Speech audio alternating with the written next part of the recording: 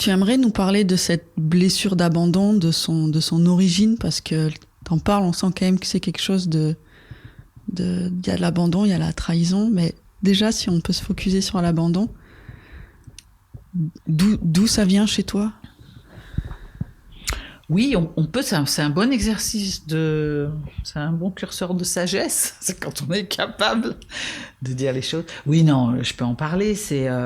Moi, je suis née, euh, mon géniteur est parti à ma naissance. Donc je parle du géniteur parce que j'ai un peu du mal à dire père, puisque même s'il coule dans mes veines, qu'on fait énormément de choses et qui m'a transmis énormément de choses, comme la culture orale, comme la défense de la veuve et de l'orphelin, comme un rythme un peu que j'ai quand il y a de la musique, et ce formidable optimisme africain, ben, c'est quelqu'un avec qui j'ai pas grandi, donc c'est pour ça que je parle de géniteur, qui est parti à ma naissance. Et c'est quelque chose qui est inscrit dans les cellules, donc bon, on peut travailler dessus, mais c'est un fait. Donc ça fait grandir avec quelque chose de... Tiens, j'ai pas été assez intéressante pour garder quelqu'un, parce qu'un père, c'est quand même... enfin, dans la tête d'un enfant, c'est les parents, c'est ceux qui...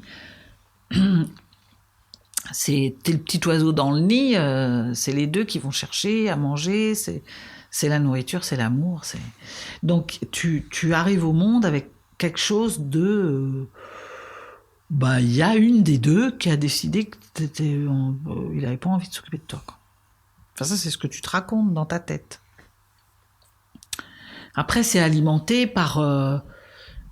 comme quand t'es enfant, bah, tes parents sont un peu modèles, tu transfères aussi des choses, tu prends des histoires qui te concernent pas, mais en plus, quand tu es hypersensible, tu ne le sais pas à ce moment-là, mais il y a de la surempathie. Donc, quand maman me raconte l'histoire qu'elle a vécue avec cet homme-là, il y a un deuxième effet qui se coule, de l'abandon de la femme qu'elle était, dans l'amour. Donc, ça te perturbe toute ton image sur l'état amoureux.